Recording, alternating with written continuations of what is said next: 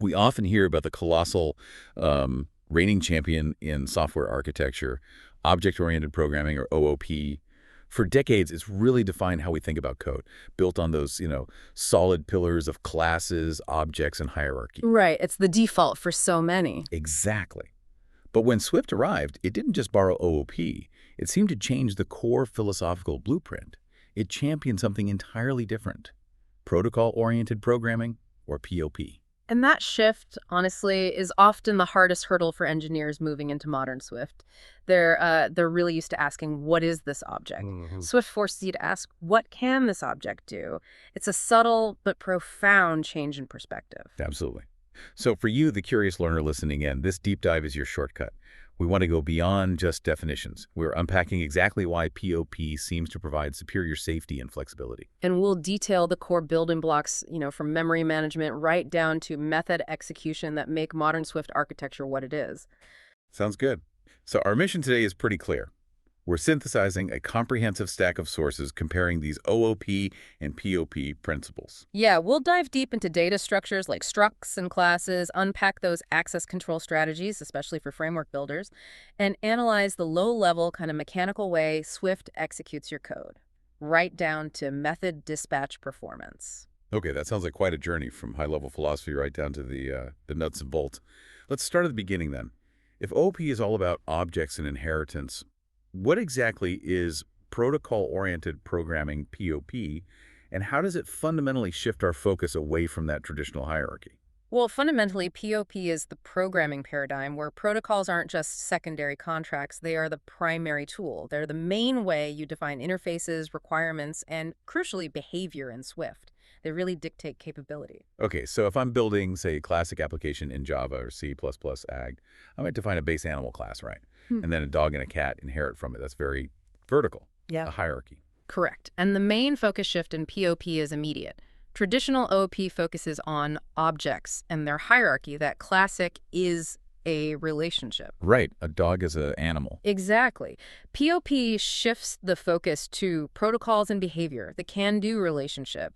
What capabilities does this thing have? And this philosophy, it strongly encourages composition over inheritance. Composition over inheritance. We hear that phrase a lot. We do, and it's the core secret, really, to writing more flexible, highly reusable, and importantly, less tightly coupled code. Okay, let's try and nail down that concept of composition then. Oh. If I define a simple drivable protocol, maybe it just requires a single drive function. How does composition work better here than inheritance would? Okay, good example. With inheritance, if you want a car and a truck to drive, they probably inherit from some vehicle base class, right? Makes sense. But what if you then introduce something like a robotic vacuum, a Roomba? Does the Roomba inherit from vehicle? I mean, probably not. It feels wrong, doesn't it? Yeah, that hierarchy starts to feel really awkward. Exactly. With POP, you define the drivable protocol. A car struct conforms to it. The truck class conforms. The Roomba struct also conforms. They adopt the capability, the ability to drive, without needing any common, possibly illogical superclass. They compose their behavior horizontally, like mixing and matching skills. That makes perfect sense. The moment you try to model the messy real world with rigid single inheritance, you inevitably run into these kinds of compromises. Absolutely. And this is precisely why Swift is often specifically labeled a POP language. Protocols are genuinely first-class citizens. They define robust behavior and requirements. But the real key is who can adopt them. Structs, classes, and enums can all conform to multiple protocols. Multiple protocols? Yes, multiple. And that allows you to compose complex behavior from potentially very lightweight building blocks. Okay, so this sounds like it directly addresses or maybe works around one of the most frustrating design flaws in classic OOP, that infamous diamond problem. Swift classes only allow single inheritance, right? Which avoids that ambiguity. Correct. Single inheritance for classes. But doesn't that limit our ability to mix in capabilities if we can only inherit from one parent? It limits class inheritance, yes. But protocols solve that need for mix-in capabilities really elegantly. The diamond problem, just to recap, happens when, say, Class D inherits from classes B and C, and both B and C inherit from Class A. Right. And maybe B and C both implement a method from A, but differently, Which implementation does D use? It's a runtime mess and ambiguity. Yeah, I remember that headache. Swift avoids this entirely for classes. Instead, protocols allow a struct or a class to adopt multiple behaviors. This is what we mean by composition. You achieve something like multiple inheritance, functionality-wise, but you do it safely without the state confusion or ambiguity. Okay, and what truly makes this composition a powerful substitute for those deep inheritance chains is this idea of protocol extensions. This is where the actual code reuse happens, isn't it? This is, I think, the genius move in Swift's design here. Protocol extensions allow you to define default implementations for methods required by the protocol itself. Default implementations. Oh. So the protocol can provide code. Exactly. It means if you define, say, a loggable protocol with a logged message string function requirement, you can actually provide a basic default implementation right there inside a protocol extension loggable block. Yeah, okay. And any type struct class enum that conforms to loggable instantly gets that default implementation for free. No extra code needed in the conforming type unless they want to specialize it. Wow. Okay.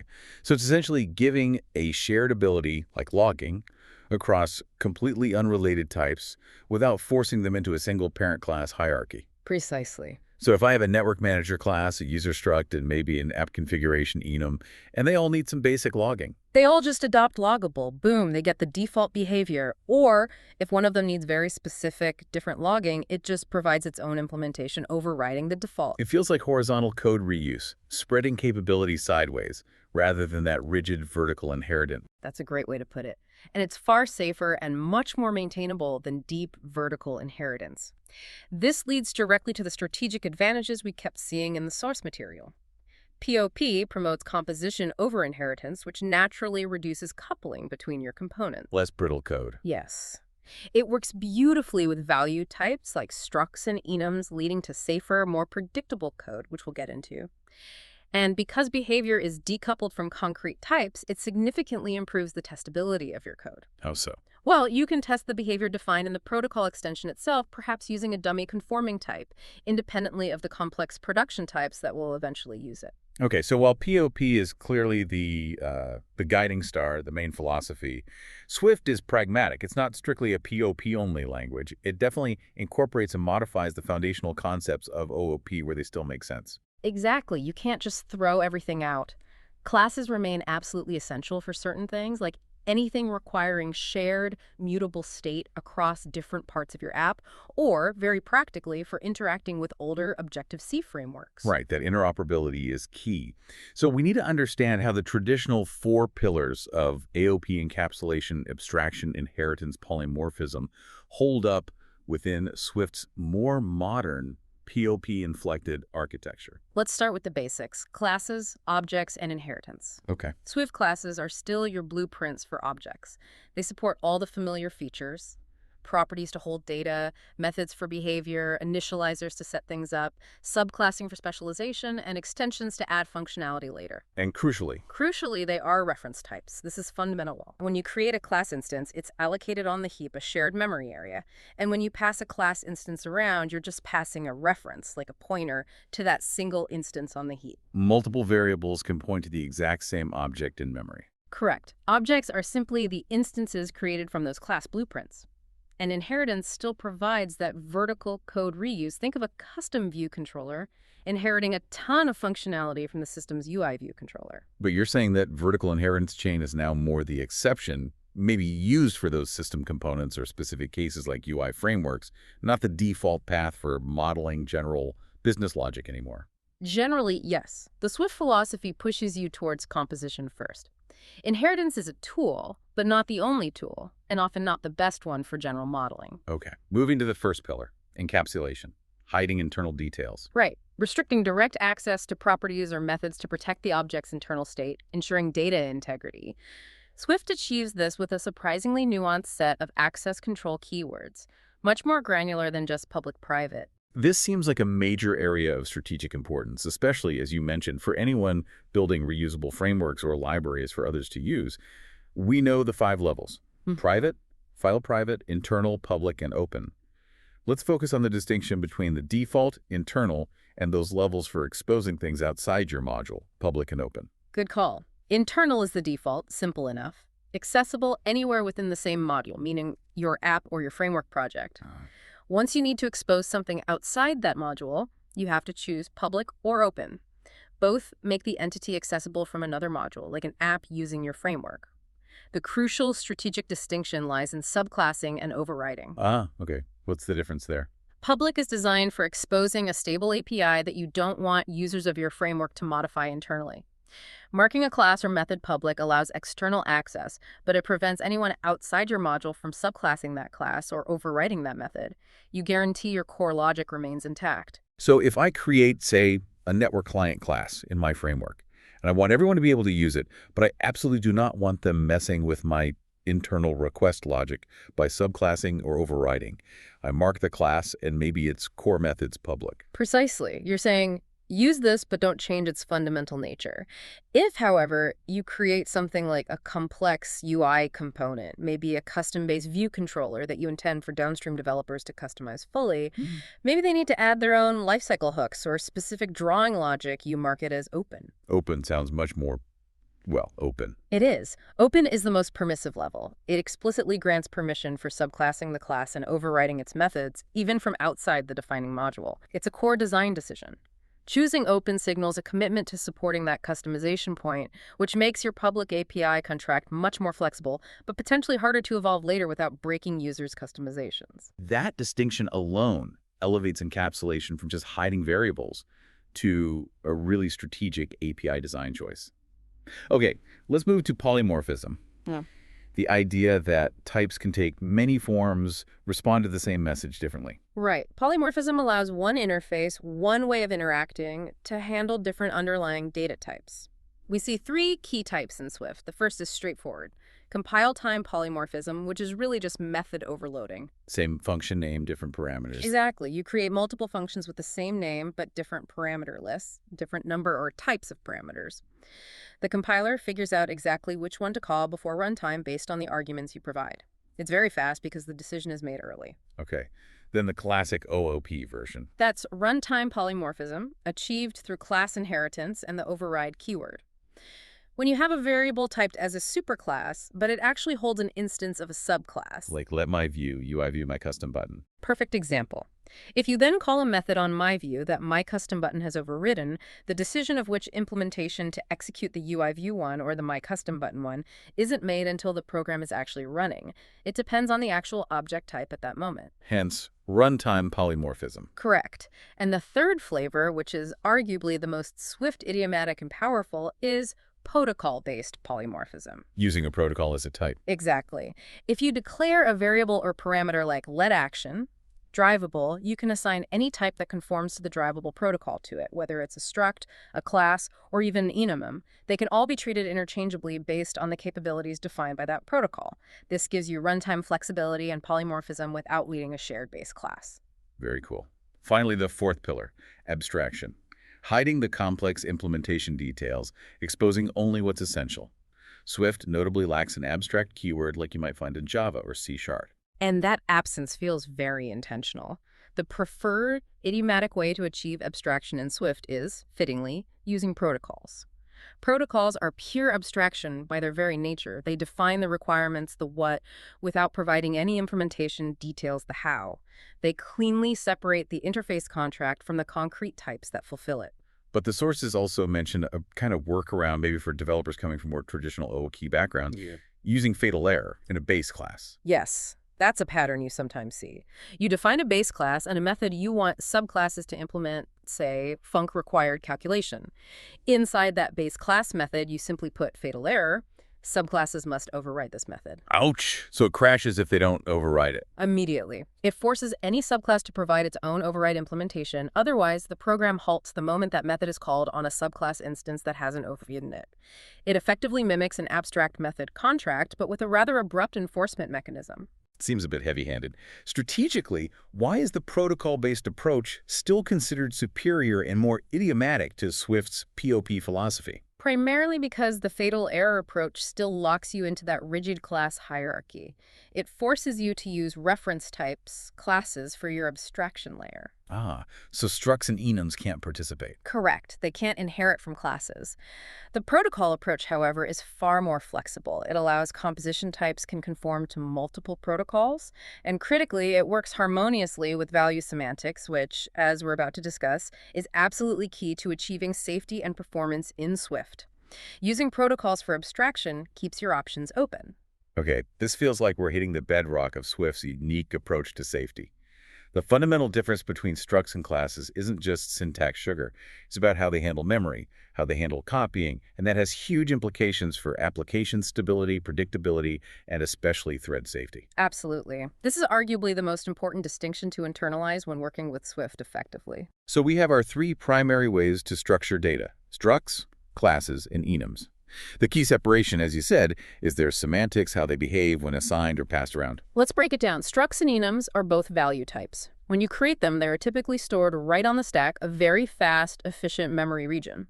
The defining characteristic is this. When you pass or assign a value type, a complete, independent, bit-for-bit copy is made. A whole new copy. It's a whole new copy. They become independent entities. Structs are perfect for modeling simple, often immutable data, things like coordinates, CG point, configuration settings, maybe a URL request value. And importantly, structs cannot be subclassed. Enums, also value types, define a finite set of related cases. Okay, value types, independent copies. And classes. Classes, conversely, are reference types. They are allocated on the heap, which is a more dynamic but generally slower and less predictable memory area for allocation and deallocation. Classes support inheritance and subclassing. They are essential when you need shared, mutable state. Think of a global application state manager or a UI view object that multiple parts of your code need to reference and potentially modify. So the core behavioral difference stems from this copying mechanism or lack thereof. Exactly. Value semantics, struct enums, means when you assign instance A to instance B, like let instance B equals instance A, you now have two completely independent copies. If you change a property on instance A is totally unaffected. This makes reasoning about your code incredibly safe and predictable. There are no unexpected side effects from shared state. That sounds much easier to debug. It often is. Reference semantics classes, on the other hand, means assigning instance A to instance B, let instance B its instance A, doesn't create a copy of the object itself. It just creates a second reference, or pointer, pointing to the same single object residing on the heap. So instance A and instance B are just two names for the exact same thing in memory. Precisely. If you change a property using the instance B reference, you are mutating that single shared underlying object. That change is instantly visible if you then access the object via the instance A reference. You must use reference types when this shared identity, this ability for multiple parts of the system to coordinate through a single mutable instance, is critical to your design. Okay, that's clear. So when do we make that critical choice? When should we reach for a struct versus a class? The sources seem to provide some clear guidelines. They did. The general Swift philosophy and what the sources recommend is to default to structs. Default to structs, really? Yes. Choose structs when your model is relatively simple, perhaps small, and mainly composed of other value types like ints, strings, bools, or other structs. Choose structs when you explicitly want copies to be independent when value semantics makes sense for the data you're modeling. Choose structs when you don't need inheritance. And, crucially, choose structs when you want to prioritize thread safety and predictability. How does thread safety come into it? If two different threads have their own independent copies of a struct, they can manipulate their copies without interfering with each other. There's no shared mutable state to worry about, which eliminates a whole class of common concurrency bugs. Okay, so default to structs for safety and simplicity. When do we have to use classes then? You choose classes really only when you need that shared identity, when it's essential that multiple parts of your system are interacting with the single same instance, or when you absolutely require inheritance, maybe for framework reasons or a specific design pattern, and practically when you need to integrate with Objective-C APIs, which predominantly use classes. That makes sense. Let's dive a bit deeper into enums as value types. They have this interesting distinction between raw values and associated values. What's the difference there? Good question. Raw values are like predefined constants attached to enum cases. You define them right when you declare the enum, and they must all be of the same type, typically int or string. Think of them like database primary keys, or fixed identifiers associated with each case. They are simple, fixed, and known at compile time. Like enum compass point, string case north, south, east, west. The raw value is the string north, south, etc. Exactly. Associated values, however, are much more dynamic. They allow you to attach extra custom data payloads to an instance of an enum case at runtime. This is where enums really shine for modeling state. And they become like little containers for state-specific data. Precisely. Consider modeling the state of loading a user profile from a network. You might have an enum profile loading state. The loading case might carry no associated value, it just is loading. But the loaded case might carry the actual user profile struct instance that was attached. So profile loading state dot loaded, profile dot user profile. And maybe a failure case could carry an associated error object explaining why it failed, perhaps along with an int for the HTTP status code. Profile loading state dot failure error, error status code int. Ah, I see. So each case can carry completely different types and amounts of associated data. Exactly. That makes enums with associated values incredibly powerful and type-safe for representing complex states or results where the relevant data differs depending on the outcome. Okay, this push towards preferring value type structs and enums raises a potential performance question, though. If structs are copied every time they're passed, what happens if I have a really massive struct, maybe contains large arrays or dictionaries, then dozens of properties? Isn't copying that entire structure potentially very expensive every time I pass it to a function or assign it? That's a completely valid concern, and it would be a significant performance bottleneck if Swift naively copied everything all the time. This is where a really clever internal optimization comes into play, something called copy on write. Come on, right? Okay. Swift uses CowW extensively, particularly for the standard libraries collection types like array, dictionary, and string things that can potentially hold a lot of data. How does it work? Let's use maybe an analogy. Okay, think of it like a shared document on a cloud drive. If two people, Alice and Bob, both open the same large document representing our shared data buffer, like the elements in an array, they're both just looking at the same underlying file. They have references to it. Reading is cheap. No copies are needed initially. That's the efficient sharing part. Similar to reference semantics for reading. Okay, so far so good. Cheap reads. But the moment, say, Alice decides to edit the document to write to it or mutate the array, the system checks. Is anyone else looking at this exact same version? In our analogy, yes, Bob is. So, before Alice's changes are saved, the system transparently makes a complete private copy of the document just for her. She then modifies her private copy. Bob's version remains untouched, pointing to the original unchanged document. Ah, the copy only happens on write, and only if the data isn't uniquely referenced. Exactly. That's the copy on write mechanism. Swift internally wraps the large data buffer, like the array storage, in a reference-counted container. When you assign array to array B, only the reference to this container is copied very fast. The actual data buffer is shared. It's only if and when you attempt to mutate array B, append an element. And Swift confirms that the reference to the underlying data buffer is not unique, meaning array still points to it, that a deep copy of the data buffer is finally made. So it cleverly delays the expensive copy until the absolute last moment it's needed to preserve value semantics. Precisely. It gives you the safety and predictability of value semantics. Changes to array B don't affect array after the mutation, while minimizing the performance overhead of unnecessary copying for read operations, or when the data isn't actually shared. It's a fantastic optimization that makes using large value types practical. That is genuinely brilliant engineering. Best of both worlds, really. Okay, finally in this section on data structures, let's touch on a slightly more niche but important structural concept. Recursive enums, and the necessity of the indirect keyword. Right. A recursive enum is one where one or more of its cases need to store, as an associated value, another instance of the same enum type. Like defining a data structure for a tree, maybe, or nested lists. Classic examples. Think of an arithmetic expression tree, 1 plus 2, 3. You might define an enum expression. It could have a case like dot number, intit, and another case like dot operation, operator, expression, expression. Notice how the dot operation case contains 2 more expression instances. That's recursion. Okay, I see the structure. What's the problem? The problem is memory layout and sizing.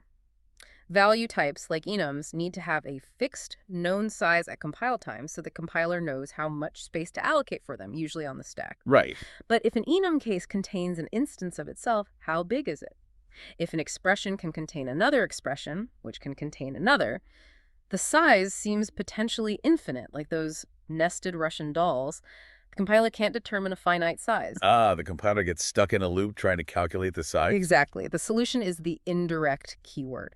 By marking either the entire enum, indirect enum expression, or just the specific recursive case operator, indirect expression, with indirect, you give the compiler explicit instructions. What does indirect tell it? It tells the compiler, don't store the associated value for this recursive case directly inside the enum's memory layout. Instead, store it indirectly, allocate it separately on the heap, and just store a pointer, a reference to it, within the enum instance. And a pointer always has a fixed known size. Correct. Like 8 bytes on a 64-bit system. This level of indirection breaks the recursive sizing loop. It allows the enum itself to have a finite known size at compile time while still letting you model these powerful recursive data structures safely. All right, we've established the philosophical foundation in the shift towards POP and the structural foundation, the critical role of value types. Now let's get into the weeds a bit, looking at the sophisticated mechanics Swift uses under the hood to manage control, execution, and complexity. This is really the low-level reality that dictates your app's actual performance. Yeah, this is where we connect the high-level design choices to concrete execution speed. Let's start with something fundamental, method dispatch. This is simply the process Swift uses to decide which specific implementation of a method to run when you call it. The choice here is absolutely fundamental to performance. And we basically have two main flavors, right? Static dispatch and dynamic dispatch. That's right. Static dispatch is the ideal scenario for speed. It's also called direct dispatch. The exact method implementation to be called is determined and essentially hard-coded, bound to a specific memory address at compile time. Before the app even runs. Exactly. There is zero runtime overhead for figuring out where to jump. It's incredibly fast. Swift uses static dispatch whenever possible.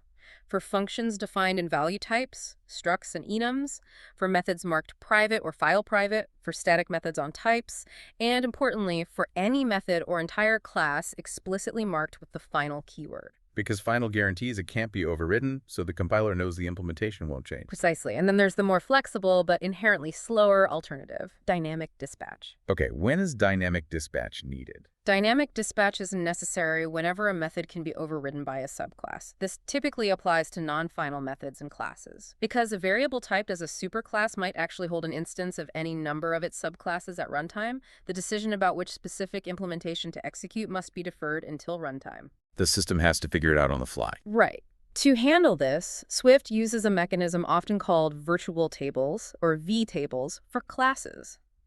Think of a V-table as a hidden lookup table, essentially an array of function pointers stored with every class instance. When a method is called dynamically on that instance, the system has to first look up the correct function pointer in that instance's V-table and then jump to that address. So there's an extra step involved, an indirection. Exactly. That V-table lookup introduces a slight but persistent performance overhead compared to the direct jump of static dispatch. Okay, so just to summarize that performance difference, calling a method on a struct or a final class method is static dispatch, boom, direct jump, super fast. Yeah. But calling an overridable method on a regular class instance involves that runtime V-table lookup dynamic dispatch, slightly slower. Right. That contrast is critical for performance tuning. It absolutely is. And this brings us directly back to the strategic importance of that seemingly simple final keyword. Its primary purpose is straightforward. It prevents overriding for methods properties and subclassing for classes. Right, locks things down. But beyond the safety aspect, ensuring that no one downstream accidentally breaks carefully designed inherited behavior, the performance angle is often the key strategic payoff, especially in performance-critical code. How does final directly improve performance again? By marking a class or a specific method final, you explicitly tell the compiler, this cannot and will not ever be overridden. That guarantee removes the possibility of runtime polymorphism for that element. No need for dynamic dispatch. Exactly. The compiler now knows with absolute certainty which function implementation to use at compile time. It can bypass the V-table lookup entirely and directly wire the pol using fast static dispatch. It instantly converts that method call from potentially slower dynamic dispatch to lightning-fast static dispatch. It's a crucial optimization lever you can pull. Okay, that's a very clear performance benefit. Let's briefly circle back to access control levels, which we touched on earlier. Specifically, thinking strategically again about the implications of choosing open versus public when you're designing an SDK or a framework for others to consume. Right. While we covered the 5 levels, private, file private, internal, public, open, the strategic implication when exposing things outside your module really boils down to control versus flexibility and the long-term promises you're making. Okay. If you use public, you allow external access, but you retain tight control over the evolution of your class structure and its behavior, because nobody outside your module can subclass that class or override its public methods. You can refactor the internals more easily later, knowing you won't break subclasses you don't control. So public is safer for the framework author, in a way. It offers more control, yes. If you choose open, however, you are explicitly inviting external subclassing and overriding. You are making a commitment, essentially, to support that customization point in the future. This grants maximum flexibility to the users of your framework, but it makes later refactoring of your framework's open classes and methods much harder, because you risk breaking those external subclasses if you change the base class behavior or structure significantly. So open is a stronger contract, a bigger promise to your users. Definitely. It's a conscious decision about how extensible you want your framework components to be. Got it. Let's shift gears slightly to some internal mechanics within types. Property observers will set and did set. These let you run custom code whenever a property's value is about to change or just has changed. These are incredibly useful for reacting to state changes within a single object without cluttering up the code that causes the change. They only apply to stored properties, the ones declared with var, or let that actually hold data in memory associated with an instance. Not computed properties. No, they don't work on computed properties because computed properties don't store a value directly. They calculate it on demand using their get and optional set logic. There's no change event in the same way. Okay, stored properties only, so will set. Will set gets called just before the new value is actually stored in the property. It gives you a chance to look at the incoming value, available by default as new value, perhaps to perform some validation or prepare for the change. And did set. Did set gets called immediately after the new value has been successfully stored. Crucially, it gives you access to the old value, available by default as old value. This is perfect for reacting to the change. Maybe updating a UI label that reflects the property's state, logging the state transition, triggering a notification, or saving the new value to persistent storage. It helps keep the reactive logic bundled with the property itself. Very handy. Okay, let's revisit the core POP philosophy again, specifically contrasting protocol inheritance, or maybe better termed, protocol conformance and composition, versus traditional class inheritance. Why should developers keep fighting that ingrained urge to model everything with class hierarchies? It's a fundamental mindset shift. A class inheritance defines a strict vertical is a relationship. A dog is an animal. It tends to promote tight coupling between the superclass and subclass. Changes high up the chain can easily break things far below. Right, those fragile base class problems. Exactly. Protocol composition, however, defines a much more flexible horizontal can-do relationship. It's about the capabilities a type possesses. A class or struct can conform to many protocols, effectively mixing and matching different sets of behaviors or traits without being locked into a single ancestral line. Okay, so when should we actively prefer composition, using protocols over class inheritance? Let's maybe run through the key scenarios where composition really wins out. Sure. First, definitely when you need to avoid creating deep, complex, and often brittle inheritance hierarchies. Composition keeps things flatter and more modular. Makes sense. Second, when you need to add or significantly change behavior later on. With composition, you can often just create a new protocol or modify an existing one and have types adopt the new behavior, sometimes without even touching the original type's code, especially if you use protocol extensions. Refactoring inheritance chains is usually much more invasive. Third, obviously, when a type genuinely needs multiple distinct sets of behaviors or capabilities, Swift only allows single-class inheritance, so if your object needs to be, say, equatable, hashable, and codable, protocols are the only way. Right, you just list them after the colon. Exactly. And fourth, perhaps most importantly, composition is preferred when the required behavior doesn't neatly fit a strict is-a hierarchical relationship. That awkward modeling problem again. Like your Roomba example earlier, or the classic example often cited is something like a flying penguin. Is it a bird, which implies flight in many base class models? Or is it primarily a swimmer? It gets complicated trying to force it into one is-a box. Precisely. With composition, it's easy. The penguin struct simply conforms to swimmable and walkable protocols. If you somehow create a genetically modified flying one, well, that specific type just adds conformance to the flyable protocol too. No messy, forced inheritance or awkward compromises needed. It just can do those things. That clarity is compelling. Okay, one last piece of mechanics in this section. Escaping closures. By default, closures passed into functions are non-escaping. What does that mean, and when must we explicitly use the @escaping marker? Okay. By default, a closure passed as an argument to a function is non-escaping.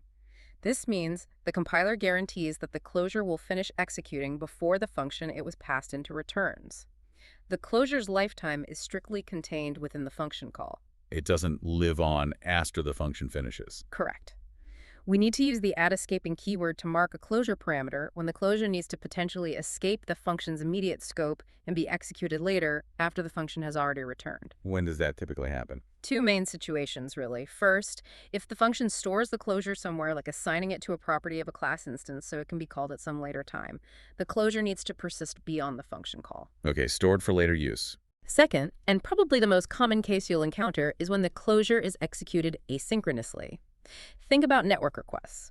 You call a function fetchData, completion.chara. The fetchData function starts the network request and returns immediately.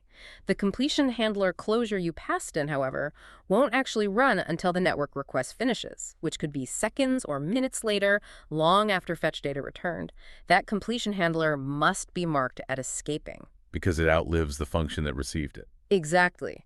In essence, @escaping is a signal to the compiler and, importantly, to the developer reading the code saying, hey, this closure might be held onto and executed much later. Be careful about memory management, especially capturing self strongly within the closure, as this could lead to retained cycles if self also holds on to something that keeps the closure alive. So it's both a technical necessity for asynchronous operations and a warning flag about potential memory management issues. Correct. It's a necessary tool for managing asynchronous code and a reminder to be mindful of capture semantics to prevent memory leaks. All right, now we're getting into some of the more advanced and sometimes subtle aspects of designing and using protocols effectively in Swift. These are the tools that help ensure type safety and maintain flexibility, especially when you start dealing with complex generic requirements or trying to store different types that share a capability. Okay, let's start with a topic that often seems to trip up developers, myself included sometimes. Type erasure, often contrasted with generic constraints. We know protocols are supposed to act like types, but sometimes you run into situations where you can't use a protocol directly as a concrete type, especially if it has associated type requirements, right? That's exactly the core problem that type erasure is designed to solve. When a protocol includes an associated type requirement, or uses self in ways that constrain it, which we'll get to, it becomes what's known as a protocol with associated types, or PAT. You generally cannot, for instance, create an array like letShapes. Shape if the shape protocol has an associated type, say associated type color type. Why not? What's the compiler's issue? Because the compiler doesn't know the concrete size or the specific associated types for the elements that might go into that array at compile time. Would they be square red color, circle blue color? Each conforming type could be different and have different memory layouts. The compiler needs a uniform type for the array elements. So you can't have a truly heterogeneous collection based directly on the PAT. Not directly. This is where type erasure comes in. It's a design pattern, a technique, where you create a concrete wrapper type, often a struct, maybe named something like any shape that internally holds an instance of some concrete type conforming to shape. This wrapper hides or erases the specific underlying type information, like whether it's a square or circle and its specific color type, behind a consistent concrete interface provided by the wrapper itself. So the any-shape wrapper becomes the uniform type the compiler needed. Exactly. The AnyShape struct itself doesn't have associated types. It just conforms to the shape protocol by forwarding calls to the hidden concrete instance it holds. This allows you to create that heterogeneous array. Any shapes, any shape. Okay, so why do we need this? What are the main use cases? Primarily, as we just discussed, for working with heterogeneous collections storing different types that conform to the same PAT in a single array or dictionary. It's also used sometimes to hide internal implementation details behind a simpler public API. You expose the any type instead of the complex internal generics. But there's a cost, right? Yes, there's typically a small runtime performance cost associated with type erasure, often involving dynamic dispatch within the wrapper to call the underlying concrete types methods, and potentially some overhead for heap allocation if the wrapper needs to store the underlying type indirectly. Okay, so that's type erasure for flexibility with PATs. Yeah. How does that contrast with generic constraints? Generic constraints are almost the opposite philosophy. Instead of erasing type information to allow heterogeneity at runtime, generic constraints preserve and leverage specific type information at compile time. You use them to place restrictions on a generic placeholder type within a function or type definition, ensuring that the type used must conform to certain protocols. Like func process T, codable item, T. Perfect example. Here, T can be any type, as long as it conforms to the codable protocol. The key difference is that within this function, the compiler knows the exact concrete type of T at each call site. So the compiler has full type information. Yes. Generic constraints prioritize static knowledge and compile time safety. Because the compiler knows the exact type, it can often use static dispatch for methods called onItem, leading to maximum performance. Type erasure, on the other hand, prioritizes dynamic flexibility, allowing those mixed collections, but often at the cost of some runtime overhead and dynamic dispatch, because the compiler is working with the generic any wrapper, not the specific underlying type. Okay, the distinction is clearer now. Static knowledge versus dynamic flexibility. Let's move to something that sounds intriguing. The phantom protocol. Why would anyone define a protocol that has literally zero requirements, no methods, no properties? It seems counterintuitive, right? A protocol that demands nothing. But it's actually a clever technique for leveraging the type system itself. A phantom protocol is entirely empty. Its sole purpose is to act as a marker or a tag. A tag, how does that help? It allows you to add extra semantic meaning or categorization to a type at compile time without adding any runtime overhead. Imagine you're dealing with different kinds of identifiers that might all just be represented as, say, strings or ints internally. Like a user ID and a product ID, both stored as ints. Exactly. They have the same underlying representation in int, but they mean completely different things. You could easily mix them up in code by accident. Yeah, pass a product ID where a user ID was expected. Right. But if you define empty phantom protocols, like protocol user identifier and protocol product identifier, and then make your user ID type, maybe a struct wrapping an int, conform to user identifier, and product ID conform to product identifier. Then the compiler can tell them apart. Precisely. You can write functions that specifically require func process user ID, user identifier, data ID. If you try to pass a product ID to that function, the compiler will give you an error because product ID doesn't conform to the user identifier marker protocol. That's brilliant. It's pure compile time safety using the type system itself with absolutely zero runtime cost because the protocols add no methods or properties to implement. Exactly. It prevents accidental mixing of conceptually different types that happen to share the same underlying storage. It's self-documenting and adds a layer of robustness. Okay, that makes a lot of sense. This idea of the conforming type itself being important leads us to the concept of self-requirements in protocols. What does self, with a capital S, mean inside a protocol definition? The self keyword, when used inside a protocol declaration, refers dynamically to the actual concrete type that eventually conforms to the protocol. It's not a specific type itself, it's a placeholder for whatever type adopts me. Okay. When a protocol has a requirement that uses self, perhaps a method that must return an instance of the conforming type, like funcWithDuplicate, or an associated type that depends on self, it adds a constraint. It means a protocol can only be fully understood in the context of a specific conforming type. This often shows up in protocols defining things like comparison. Comparable requires func, LHS self-vulnerable, or maybe factory methods or builder patterns where a method returns a new instance of the same type. Exactly those kinds of scenarios. For instance, a protocol for numeric types might require static func plus LHS self, RHS self, X self. Why does this self-requirement sometimes cause complications? Because similar to protocols with associated types, the compiler cannot always treat a protocol with self-requirements as a simple, concrete type. If a method's return type or parameter type depends on self, the compiler doesn't know the exact size or capabilities until a concrete type conforms. So again, you generally can't just create an array like let comparable directly. Correct. Protocols with self-requirements that aren't fulfilled by the conforming type inheriting from a base class providing the implementation are often called self-constrained protocols. Like pagings, they frequently necessitate the use of type erasure, any comparable perhaps, if you need to store them heterogeneously or pass them around as existential types, instances whose concrete type is hidden behind the protocol.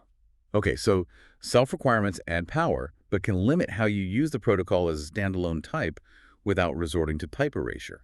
Good to know. Before we wrap up, let's quickly clarify the difference between two kinds of properties we see within types. Stored versus computed properties. Sure, it's a fundamental distinction. Stored properties are the simple ones. They actually allocate memory within an instance of a class or struct to store value. You declare them using var for mutable or let for immutable. They are the backing storage for an object's state. They hold the data. Right. Computed properties, on the other hand, do not store value directly. They act like a facade or a dynamic calculation. They must be declared with var because their value isn't fixed. It can change based on other state. They provide a get block that calculates and returns a value every time the property is accessed. Like calculating a full name from first name and last name stored properties. Perfect example. And optionally, computed properties can also provide a set block, which allows you to indirectly modify other underlying stored properties when someone tries to assign a value to the computed property. They provide controlled access or derivation of data, but they don't consume memory storage themselves beyond the code for the getter-setter. Okay, stored holds data, computed calculates data. Finally, within classes specifically, let's clarify the roles and rules of the two kinds of initializers, designated versus convenience. This is important for understanding class construction, especially with inheritance. Designated initializers are the primary initializers for a class. Their job is to fully initialize all the new stored properties introduced by that specific class. Crucially, if the class has a superclass, its designated initializer must call one of the superclass's designated initializers to ensure the inherited part of the object is also fully initialized. Every class must have at least one designated initializer, though it can inherit one. They are the main entry point for building the object completely. Exactly. Convenience initializers, on the other hand, are secondary helper initializers. They exist purely for, well, convenience. They provide alternative ways to create an instance, maybe by accepting fewer parameters and providing default values, or by setting up the object in a common configuration. What's the key rule for them? The absolute key rule for convenience initializers, marked with the convenience keyword, is that they cannot fully initialize the object themselves, and they cannot directly call a superclass initializer. Instead, a convenience initializer must delegate the actual initialization work by calling another initializer within the same class. This could be a designated initializer or even another convenience initializer, which eventually must chain up to a designated initializer. So convenience calls sideways or up to designated within the same class. Designated initializes its own properties and then calls upwards to the superclass's designated initializer. That's the strict initialization chain Swift enforces to ensure every part of a class instance is properly initialized before it's used. Wow. Okay. We have covered a tremendous amount of ground there. Yeah. We've run the gamut from high-level architectural philosophy, POP versus OOP, down to the really specific low-level performance mechanics like method dispatch and copy on write. It's quite a landscape. It really is. We started with this core idea that Swift seems intentionally focused on behavior, what things can do, rather than just hierarchy, what things are. Thinking back through all these different pieces, we've unpacked value types, protocols, extensions, access control, dispatch. What stands out to you as the single most critical concept, or maybe synergy, that really enables this fundamental shift towards protocol-oriented programming? That's a great question. For me, honestly, it isn't just one single component in isolation. It's the incredibly seamless and intentional cooperation between two key pieces: value types, specifically structs and enums, and protocols with extensions. The combination. Yes, the synergy. Structs and enums give you that unparalleled safety, the predictable memory management, often on the stack, and excellent default performance, all significantly amplified by clever optimizations like copy on write for collections.